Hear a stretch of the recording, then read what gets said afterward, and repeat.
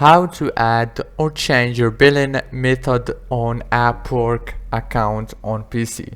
Hello guys, so what you have to do is go to upwork.com. This is the home page. Now go right here in the top, click on your profile picture and click on settings.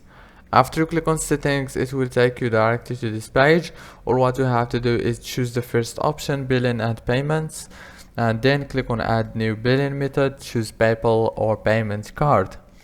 And after you choose, just fill the informations and then everything is gonna be done. If this video was helpful, please don't forget to like and subscribe, and thank you for watching this video until the end. See you later in the next video.